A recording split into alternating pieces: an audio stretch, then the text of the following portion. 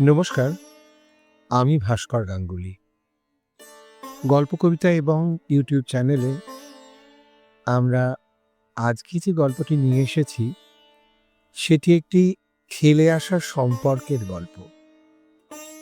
গল্পটির রচনা শ্রীমতী সুচিত্রা ভট্টাচার্য এবং গল্পটির নাম উজান। আমরা এই গল্পটি দুটি পর্বে পাঠ করব। আজকে আপনাদের জন্য রইল প্রথম পর্ব। এই গল্পে বিভিন্ন চরিত্রে যারা কণ্ঠ অভিনয় করেছেন তারা হলেন কথক ও অরুণের কণ্ঠে আমি ভাস্কর গাঙ্গুলি, রাজা পাল থাকছেন কথকের কণ্ঠে এবং অন্যান্য পুরুষ চরিত্রে, সমীরণ নাথ থাকছেন শ্যামলেন্দুর কণ্ঠে, নন্দিতার কণ্ঠে থাকছেন সৌমিতা চক্রবর্তী, রাকার কণ্ঠে থাকছেন দিয়া মল্লিক এবং ছোট্ট রিমলির কণ্ঠে থাকছে দীপ্তাগ্নি দাস। এই গল্পটিতে আবহ রচনা করেছেন বাসব ব্যানার্জি ও রূপনারায়ণ ভট্টাচার্য। এই গল্পে ব্যবহৃত রবীন্দ্রসঙ্গীতটি গেয়েছেন বাবলি চক্রবর্তী এবং প্রচ্ছদটি এঁকেছেন অরিন্দম নন্দী। আসুন শুনে নিই আমাদের আজকের নিবেদন শ্রীমতী সুচিত্রা ভট্টাচার্য রচিত উজান এই গল্পটির প্রথম পর্ব। মন যে কখন কি চায় মনই কি জানে। এই যে প্রতিবার পুজোর ছুটিতে কলকাতা ছেড়ে বেরিয়ে পড়ার জন্য ব্যস্ত হয়ে ওঠে নন্দিতা, অথচ বাইরে এলে কদিন যেতে না যেতেই কলকাতার জন্য মন উথাল পাথাল। আবার এই যে ফেরার পথে বুকের ভিতর আরেকটা অন্যরকম দানা দানা কষ্ট। এরকম কেন হয়? এসব সময়ে নন্দিতার স্নায়ু বড় বেশি টানটান হয়ে থাকে। একটু টোকা পড়লেই বিস্ফোরণ। এবারও তার ব্যতিক্রম হলো না। শেষ মুহূর্তে নির্দিষ্ট কোচ খুঁজে সিট বার্থের দখল নেওয়ার আগেই ছেড়ে দিয়েছিল ট্রেনটা। একটু আগের চাপা ভিড় অনেকটা হালকা হয়ে এলেও এখনও এদিক ওদিক ঘুরছে যাত্রীরা, নিজেদের মালপত্র সামলাচ্ছে। শ্যামলেন্দুর সঙ্গে নন্দিতাও সুটকেস, হোল্ডোল, খাবার প্যাকেট সব তুলে রাখছিল বাঙ্কের উপর। এমন সময় হঠাৎই পাশে রাখা সুটকেসটার গায়ে চোখ আটকে গেল তার। ছাই রং সুটকেসের গায়ে কালো সাদা স্টিকারে জলজল করছে নামটা, রাকা রায়। নামটা বড় চেনা চেনা না? নন্দিতা পলকের জন্য থমকালো। পলকের জন্যই। পরক্ষণেই মন চলে গেছে অন্যদিকে। তাদের জানলার ধারের সিটটায় বসে আছে এক অবাঙালি তরুণ, গাঁটটা গোঁটটা, বছর 24 বয়স। ছেলেটা এখানে কেন? এ সিটটা তো নন্দিতাদের। নিশ্চিত হওয়ার জন্য আবার নিজেদের বার্থ নাম্বারগুলো মিলিয়ে নিল নন্দিতা। 41, 42, 43 ঠিকই আছে। জানলার সিটটা তাদেরই। ছেলেটাকে উঠে যেতে বলবে? ভাবতে গিয়েই নন্দিতার খেয়াল হলো রিমলি পাশে নেই। গেল কোথায়? এই তো ছিল। নন্দিতা ছটফট করে উঠল। রিমলি, রিমলাই! এই যে মা, আমি এখানে। ওখানে কি করছিস তুই? কিছু না, জানলার ধারে বসে আছি। ওখান থেকে কোথাও যেও না যেন। নন্দিতা অবাঙালি ছেলেটার পাশে বসে ওয়াটার বটল খুলে দুঢোক জল খেল। জানলার বাইরে বিকেলের রোদ এখন ঝকমকে পিতল বরণ। সেই রং মেখে দ্রুত পিছনে যাচ্ছে দিল্লির শহরতলি, হারিয়ে যাচ্ছে। নন্দিতার বুকটা আবারও হু হু করে উঠল। কোথাও কিছু ফেলে যাওয়া সব সময়ই বড় কষ্টের। সবারই কি এরকম খারাপ লাগে, নাকি শুধুই নন্দিতার? জানলা থেকে চোখ সরিয়ে নন্দিতা নিজেদের কুপেটায় চোখ বোলালো। আরেকবার নন্দিতা আর শ্যামলেন্দুর মুখোমুখি সামনের সিটে অল্প বয়সী এক স্বামী স্ত্রী। দেখেই বোঝা যায় নতুন বিয়ে হয়েছে। একটু ঘন হয়ে বসে, এর মধ্যেই পরস্পর মগ্ন হয়ে গেছে কথায়। খুব ঝলমলে একটা সালোয়ার কামিজ পরেছে মেয়েটি। হাত ভর্তি এত কাঁচের চুড়ি। ওদের পাশে জানলার ধারের মহিলাটি নন্দিতারই সমবয়সী প্রায়, রীতিমতো সুন্দর, টকটকে ফর্সা রং, চোখ দুটো বেশ বড় বড় টানা, কানে দুল নেই, গলায় ইমিটেশন মফ চেন, সিঁথির সিঁদুরটা ভীষণ সূক্ষ্ম, হাতের সরু সরু শাঁখাপলা বলে দেয় ভদ্রমহিলা বাঙালি। ইনি কি রাকা রায় নাকি অন্য মেয়েটি? রাকা রায় নামটা আগে কোথায় শুনেছে নন্দিতা? কোথায় যেন? নন্দিতা ভদ্রমহিলার সঙ্গে ভাব জমানোর চেষ্টা করলো। কলকাতা যাচ্ছেন? একা? হ্যাঁ হ্যাঁ, সঙ্গে দাদার আসার কথা ছিল, আসতে পারলো না। দিল্লিতেই থাকেন? কলকাতায়।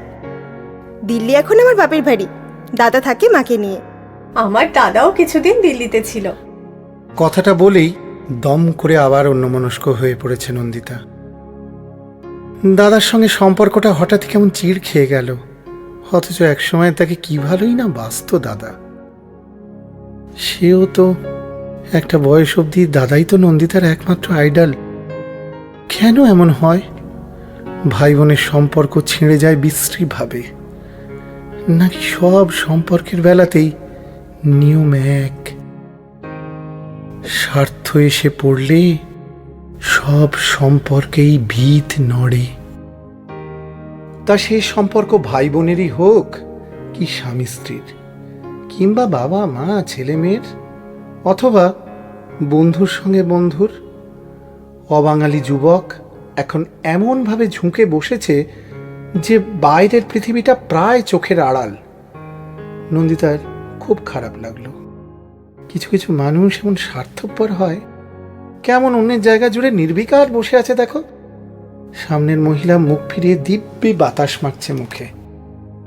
নন্দিতা কনুই দিয়ে আলগা খোঁচা দিল শ্যামলেন্দুকে।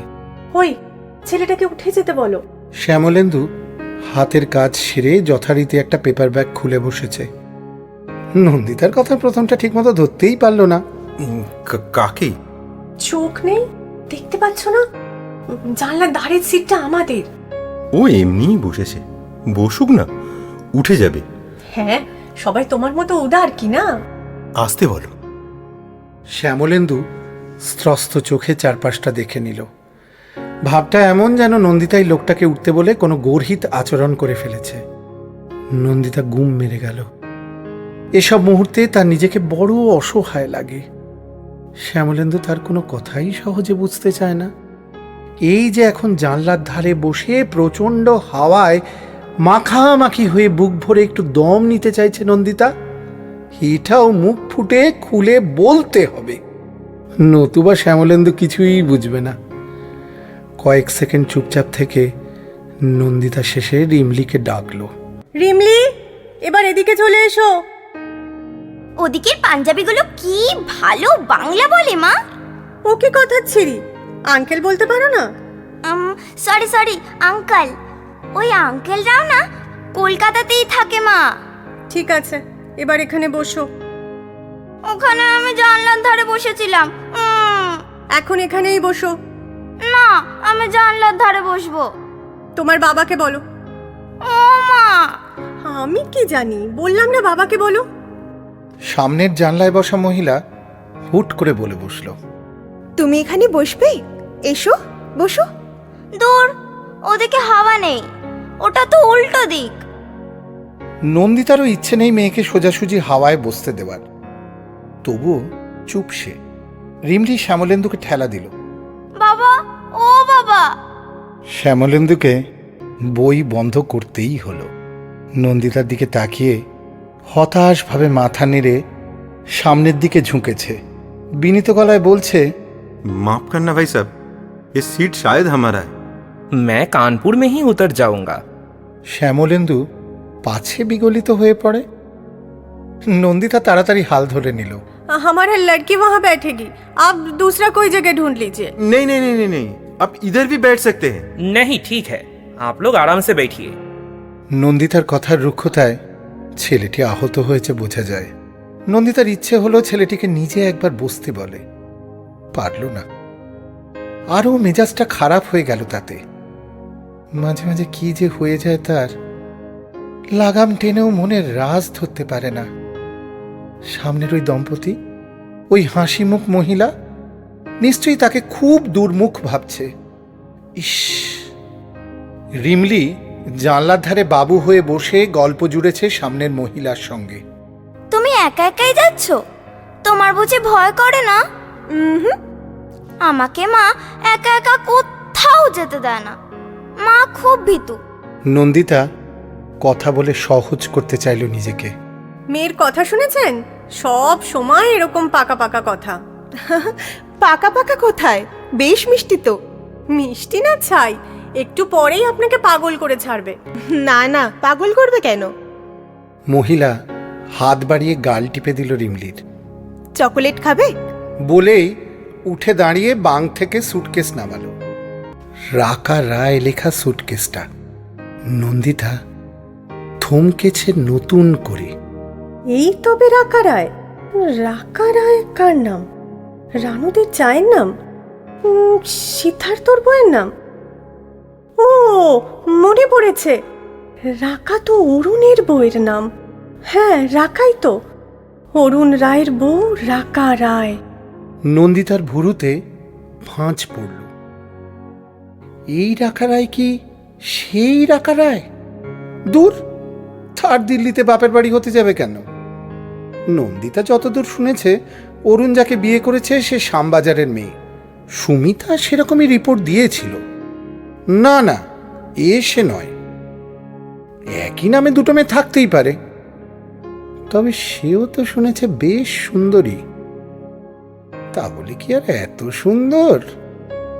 মনে মনে হাজার যুক্তি সাজিয়েও কে জানে কেন কিছুতেই নিঃসংশয় হতে পারছিল না নন্দিতা। মহিলাকে জিজ্ঞাসা করতেও বুক ঢিপ ঢিপ করছে। সত্যি যদি সেই রাখাই হয়? শেষ পর্যন্ত কৌতূহলের কাছে দ্বিধা হার মানল। আপনাকে খুব চেনা চেনা লাগছে। কলকাতায় কোথায় থাকেন বলুন তো আপনি? সাউথে, ভবানীপুর। ভবানীপুরের কোথায়? পূর্ণ সিনেমার কাছে। পূর্ণ সিনেমা? নন্দিতার শরীরের সমস্ত শিরা উপশিরাগুলো এবার একসঙ্গে ঝনঝন করে বেজে উঠেছে। আর কোনো সন্দেহই নেই, সেই। আপনারা কোথায় থাকেন? রানীকুঠি। নন্দিতা আড়ষ্ট উত্তর দিল। হৃৎপিণ্ডে পাগলা ঘন্টিটা বেজেই চলেছে। রাকাও কি চিনতে পারছে তাকে? মুখ দেখে অবশ্য কিছুই বোঝা যাচ্ছে না। এমন তো হতে পারে মেয়েটা খুব নিখুঁত অভিনয় জানে। হয়তো প্রথম থেকেই চিনেছে নন্দিতাকে, হয়তো ইচ্ছে করেই। হতে পারে, হতেই পারে। নন্দিতার কি কোনো ছবি নেই অরুণদের বাড়িতে? আর কারো কাছে না থাক, অরুণের অ্যালবামে থেকে তো যেতে পারে এক আধটা। অরুণ কি আর নন্দিতার সব ছবি ফেলে দিয়েছে? এমনও তো হতে পারে রাস্তাঘাটে কোনোদিন দূর থেকে রাকাকে দেখিয়েছে। ওই দেখো, ওই যে যাচ্ছে, ওটাই নন্দিতা। নন্দিতা হয়তো দূরমনস্ক ছিল সে সময়। অরুণ বা রাকাকে সে খেয়ালই করেনি। রাকার সঙ্গে কোনো রকমের দু একটা দায়সারা কথা বলে নন্দিতা বাথরুম যাওয়ার নাম করে উঠে গেল। শহরতলি ছাড়িয়ে এসে ধাবমান এসি এক্সপ্রেসের গতি এখন উদ্দাম। বিশাল প্রান্তরের মাঝখানে খোলা বাতাসের সঙ্গে এখন তার অসম লড়াই। পর্যুদস্ত বাতাস আছাড় খেয়ে পড়ছে বারবার, মাথা কুটে মরছে। সংকীর্ণ প্যাসেজটা ধরে পর পরিপূর্ণ কুঠুরিগুলো পেরিয়ে টলমল পায়ে এগিয়ে যাওয়ার চেষ্টা করছিল নন্দিতা। বাথরুমে এসেও কিছুতেই স্থির হয়ে দাঁড়াতে পারছে না। পায়ের তলার জমি থরথর করে কাঁপছে। টাল সামলাবার জন্য নন্দিতা বেসিনের পাশের রডটাকে আঁকড়ে ধরল। আয়নায় ক্রমাগত কেঁপে চলেছে আরেক নন্দিতা। কাঁপছে না হাসছে হিহি করে? কিরে, বোকার মতো ঘাবড়ে গেলি কেন? অরুণের বউ যদি আমাকে চিনে ফেলবে তাতে তোর কি? আমার অস্বস্তি হচ্ছে। অস্বস্তি হওয়ার কোনো মানেই হয় না। ওই অসভ্য বুনো দানবটা কাকে বিয়ে করলো না করলো, সে বউ তোকে চিনলো কি চিনলো না তাতে কি এসে যায়? তুই তো কোনোদিন কোনো অন্যায় করিসনি, ভয়টা কিসের? সেটা ঠিক কথা। আমার জীবনটা অরুণ অতিষ্ঠ করে তুলেছিল। মারধর, অত্যাচার, অন্যায় রকম গার্জেনগিরি। তবে সামলে নে নিজেকে, তোর এখন নিশ্চিন্ত জীবন, স্বামী, মেয়ে। নন্দিতা মুখ চোখে জল দিয়ে বেরিয়ে এলো। গোটা কম্পার্টমেন্টের লোকজন বৈকালিক আলস্য গায়ে শুয়ে বসে আছে এখন। ঝিমুচ্ছে, গল্প করছে, তাস খেলছে। একটা কূপে অসংখ্য টিফিন বাক্স সাজিয়ে খেতে বসে গেছে এক অবাঙালি পরিবার। প্যাসেজের দিকের সিটে একটি মেয়ে উদাস চোখে আকাশের দিকে তাকিয়ে। নন্দিতাদের প্যাসেজের সিটের বয়স্ক ভদ্রলোক দুজন কি যেন গভীর আলোচনায় ব্যস্ত হয়ে পড়েছেন। নন্দিতা শ্যামলেন্দুর সামনে গিয়ে দাঁড়ালো। কি গো, বই মুখে করে বসে থাকলেই হবে? সেই কখন ভাত খেয়েছো? 11টার আগে খিদে পায়নি? হ্যাঁ হ্যাঁ, দাও, কিছু খেতে ফেতে দাও। খাবার টুকরিটা বাঙ্ক থেকে নামাতে নামাতে নন্দিতা এক পলক দেখে নিল রাকাকে। রিমলির সঙ্গে বকবক করে চলেছে মেয়েটা। নন্দিতা মেয়েকে বলল, আয় খেয়ে নে আগে। গুম গুম শব্দ তুলে কোনো এক স্টেশনের প্ল্যাটফর্ম পিষে মারিয়ে বেরিয়ে যাচ্ছে ছুটন্ত ট্রেন। স্টেশনে দাঁড়ানো একটি লোকের মুখও পরিষ্কার বোঝার আগেই সোজা এক সর্ষে ক্ষেত্রে পৌঁছে গেছে। শেষ বিকেলের আলোয় হলুদ ফুলে লালচে আভা। নন্দিতা বুঝতে পারছিল না রাকাকে কিছু খেতে বলার অনুরোধ করাটা উচিত হবে কি না। নতুন বিয়ে হওয়া ছেলেমেয়ে দুটোর সঙ্গেও তবে ভদ্রতা করতে হয়। ছেলেমেয়ে দুটো দুজন দু জানলার দিকে তাকিয়ে এখন। রাকার চোখও বাইরের হলুদ প্রান্তরের দিকে। রিমলি এক মুখ সন্দেশ নিয়ে সামনের ছেলেটির সঙ্গে ভাব জমানোর চেষ্টা করলো। কাকু, ও কাকু, তোমরাও কি কলকাতায় যাচ্ছ? ও কি, মুখে খাবার নিয়ে কথা বলছো কেন? কাকুর গায়ে পড়বে যে। রিমলি সঙ্গে সঙ্গে নিজস্ব ওয়াটার বটল মুখে লাগিয়ে জল খেয়ে নিয়েছে। এবার কথা বলি। রিমলির চোখ ঘোরানোর ভঙ্গি দেখে ছেলে মেয়ে দুটো হেসে কুটিপাটি, রাকা আর শ্যামলেন্দু। ছেলেটি কাছে টানলো রিমলিকে। নাম কি গো তোমার? রিমলি। না না, প্রজ্ঞা পারমিতা আচার্য। ওরে বাবা, তুমি স্কুলে পড়ো? নিশ্চয়ই। কোন ক্লাস? নার্সারি 2। রিমলি উত্তর দিয়েই উল্টো প্রশ্ন ছুঁড়েছে। এটা বুঝি তোমার নতুন বউ? কি করে বুঝলে? বারে, নতুন বিয়ে হলেই তো এতটা করে সিঁদুর পড়ে। আমার পিসিও পড়তো। মেয়েটি খিলখিল করে হেসে উঠল। এখন বুঝি আর পড়ে না? কই আর পড়ে, ওই আন্টিটার মতো পড়ে, সরু করে একটু। অনেক হয়েছে, এবার চুপ করো। আহা, বলুক না, ছেলে মানুষই তো বলছে। এরকম কটকটি বাচ্চা আমার ভীষণ ভালো লাগে।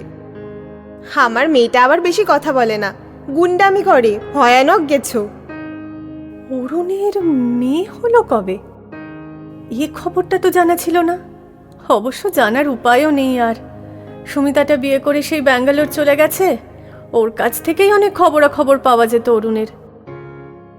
রাকা কি মেয়ের খবর ইচ্ছে করেই শোনালো তাকে, না শুধুই কথার কথা? কত বড় মেয়ে আপনার? এর থেকে বড়, 5 পুরে এবার 6 পড়বে এই নভেম্বরে। তবু এখনো এত। নন্দিতা দ্রুত হিসেব করে নিচ্ছিল। ডিভোর্স হওয়ার পরপরই বিয়ে করেছিল অরুণ, মানে বছর 7 আগে। রাকা বলছে রাকার মেয়ে 6 হয়ে যাবে। তার মানে এবার আর বিয়ের পর তর সয়নি অরুণের। অথচ তাদের বিয়ের পর নন্দিতার কোনো কথাতেই অরুণ কান দেয়নি। এত তাড়াতাড়ি বাচ্চা হলে লাইফের আর রইল কি? কেন? যাদের বাচ্চা হয় তাদের বুঝি লাইফ থাকে না? বাজে বকো না তো, এখন তো ফুর্তি করার সময়। তা না, এখন থেকেই চ্যাপ, হ্যাঁ, আমুল স্প্রে, গ্রাইপ ওয়াটার। তাছাড়া বাচ্চা হলে মেয়েদের ফিগার নষ্ট হয়ে যায় না। আমি ফিগার নিয়ে মাথা ঘামাই না। আমি ঘামাই, লোকে কি বলবে? অরুণের বউটা একটা কুমড়ো পাটাস। হ্যাঁ, আমার বউ হবে দেখবার মতো, বুক ফুলিয়ে দেখাবো সকলকে। বউকে দেখানোর জিনিস? তাছাড়া কি, সব সময় সেজেগুজে টিপটপ থাকবে। অরুণ ছিল ওরকমই, সারা দিন ধরে শুধু উদ্দামতা, আমোদ প্রমোদ, বিলাসিতা, বন্ধু বান্ধব আর খেলার মাঠ নিয়েই বুঁদ হয়ে থাকা। নিয়ম করে 5:30টায় ঘুম থেকে উঠেই মাঠে দৌড়তো, প্র্যাকটিস থেকে ফিরেই স্নান খাওয়া সেরে অফিস, খেলা থাকলে অফিস থেকে মাঠ সেরে এক রাশ বন্ধু বান্ধব নিয়ে বাড়ি ফিরত। তারপর সন্ধে থেকে রাত অবধি তাদের আসর। খেলা যেদিন থাকতো না সেদিন বাইরে আড্ডা মেরে ফিরতে ফিরতে রাত 10টা। সেসব দিন আবার মুখে হালকা মদের গন্ধ। সব কিছুর পর রাত্রে আরেক প্রস্থ ভালোবাসার খেলা। সেই খেলায় নন্দিতার কোনো আলাদা ভূমিকা থাকতে পারবে না, ইচ্ছে অনিচ্ছে থাকবে না, শুধু এক পেশে নির্মম বাসনা মিটিয়ে যেতে হবে তাকে। মাগো, আর কিছুদিন অরুণের সঙ্গে থাকলে নিঃশ্বাস বন্ধ হয়ে মরেই যেত। বন্ধুরা বলতো, ইস, কি দেখেছি তুই পছন্দ করেছিলি অরুণকে? তোর সঙ্গে কোনো কিছুতেই তো মিল নেই, না শিক্ষা না রুচি। নন্দিতা বোঝাতে পারতো না। ভালোবাসার জোয়ার এলে শিক্ষা, রুচি, বিচার বিবেচনা সব খড়কুটোর মতো ভেসে যায়। অরুণকে তো সত্যি সত্যি একসময় ভালোবেসেছিল নন্দিতা। অরুণের ঝোড়ো আবেগ চুম্বকের মতো টেনেছিল তাকে। রাকার সঙ্গেও কি অরুণ বিছানায় সেই একই রকম আচরণ করে? পুরনো দৃশ্য চোখের সামনে ভেসে উঠতে নন্দিতা কুঁকড়ে গেল বিতৃষ্ণায়। হেমন্তের বিকেল দ্রুত মরে আসছে বাইরে। কামরার ভিতরেও বাতাসের সঙ্গে ভেসে আসছে তরল অন্ধকার। জানলার দিকে পিছন ফিরে বসে থাকা রাকার মুখেও সেই অন্ধকারেরই ছায়া। রাকা কি এখনো চিনতে পারেনি নন্দিতাকে? বোধহয় না। স্বামীর আগের পক্ষে স্ত্রীর সঙ্গে কেউ কি এত সহজভাবে কথা বলতে পারে? কাগজের কাপে কফি বিক্রি করতে এসেছে একটা লোক। ছেলে মেয়ে দুটো কফি খাচ্ছে। শ্যামলেন্দু আবার ডুবে গেছে বইয়ের পাতায়। লোকটা সারাক্ষণ বই মুখ করে বসে থাকতে কি ভালোই না বাসে। বাড়িতেও সারাক্ষণ মোটা মোটা বই। সংসারের কোনো খোঁজ খবরই রাখে না। সংসার তো দূরের কথা, মেয়ে বইয়েরও না। এক এক সময় মনে হয় সে বা রিমলি যদি 7 দিন বাড়িতে নাও থাকে, সেটাও বোধহয় টের পাবে না শ্যামলেন্দু। নন্দিতা রাকাকে জিজ্ঞেস করলো, কফি খাবেন? রাকা মাথা নাড়ল। ও তো চিনি দেওয়া কফি। আপনি বুঝে চিনি খান না? খুব কম, বড্ড মোটা হয়ে যাচ্ছি। কোথায় মোটা? কত ওজন? কত? 56 কেজি। তাতেই আমার বর আর দেহরাজা খেপায়। কথাটা ঠং করে বাজলো নন্দিতার কানে। বউ সম্পর্কে স্লিম স্লিম বাতিক এখনো তবে যায়নি অরুণের। এই বউ নিয়েও আধিক্যতা নিশ্চয়ই অনেক বেশি। তার মতো তো আর মাজা গায়ের রং নয়, নাক চোখও অনেক তীক্ষ্ণ, ফিগারটাও। ভাবতে গিয়ে বুকের ভিতর আচমকা একটা পিঁপড়ের কামড় অনুভব করছিল নন্দিতা।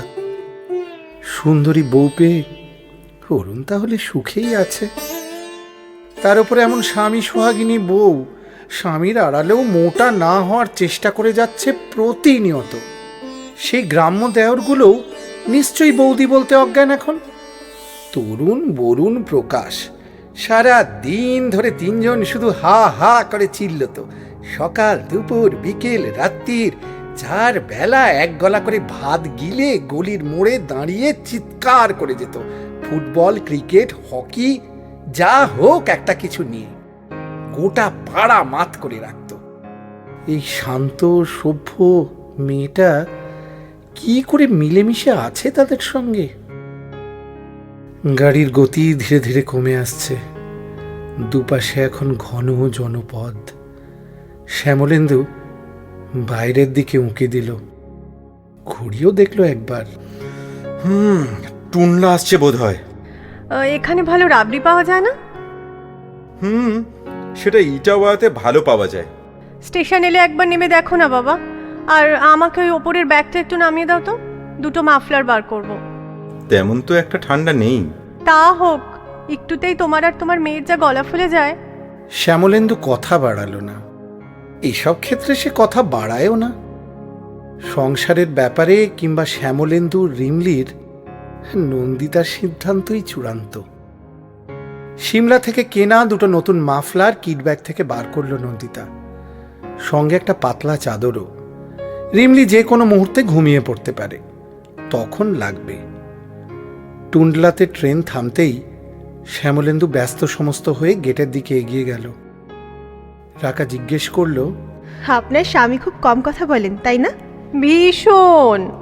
শব্দটা উচ্চারণের সময় হঠাৎই এক ধরনের অহংকার ফুটে উঠল নন্দিতার গলায়।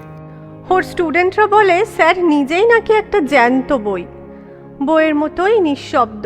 কিন্তু উনি কলেজে পড়ান? আগে পড়াতো, আমি যে কলেজে পড়াই সেখানে। এখন ইউনিভার্সিটিতে চলে গেছে। পড়াশুনো ছাড়া পৃথিবীর কিছুই বোঝে না। নিজের কানেই নিজের কথাগুলো সুর হয়ে যাচ্ছিল নন্দিতার।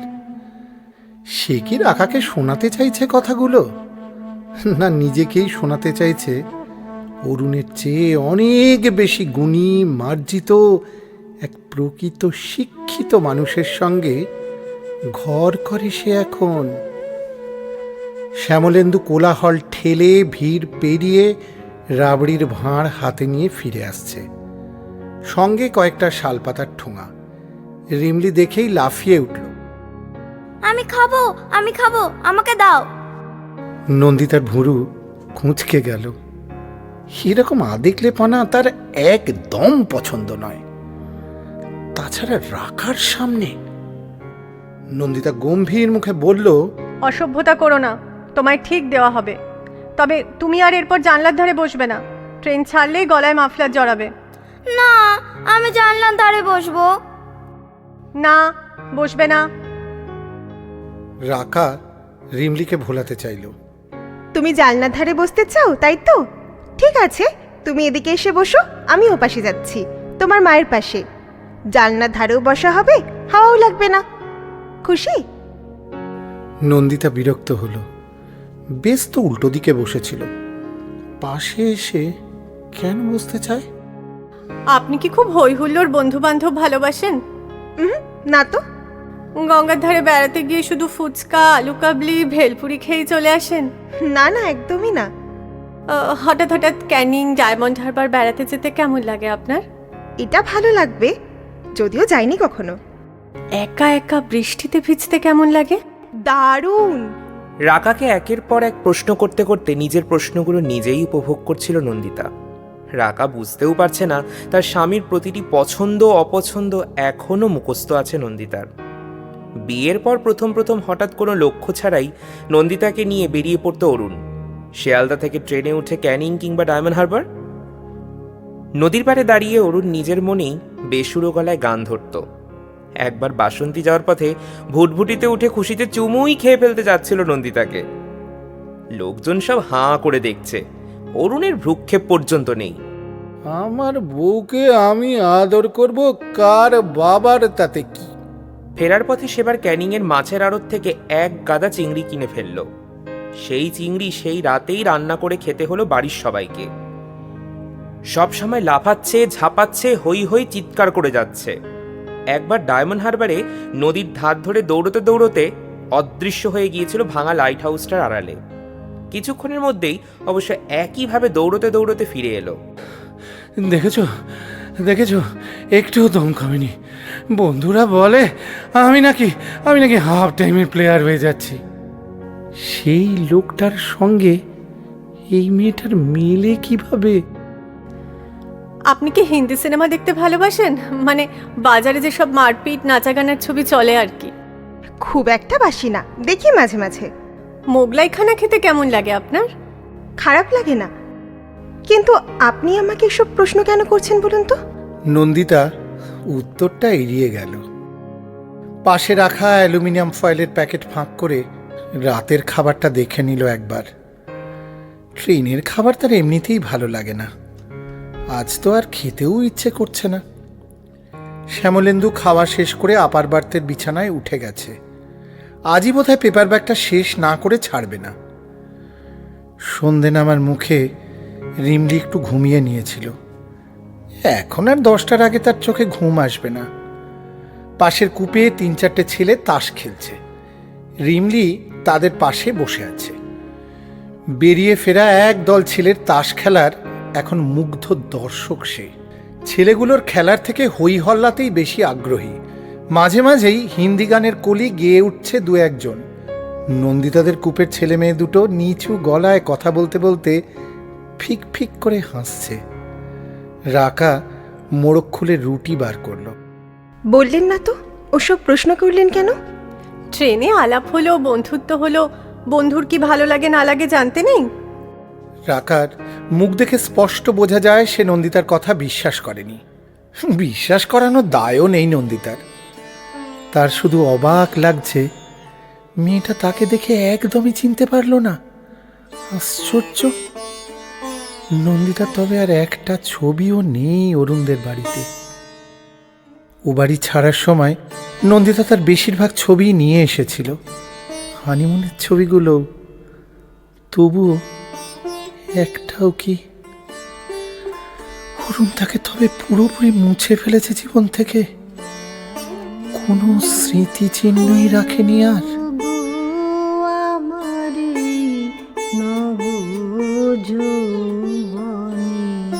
সহসা কি বহিল কোথাকার কোন পাবনে আমারে নব যৌবনে হৃদয় আপনি উদাস মরমে কিসের হুতাশ হৃদয় আপনি উদাস মরমে কিসের হুতাশ জানি না কি বাসনা কি বেদনা গো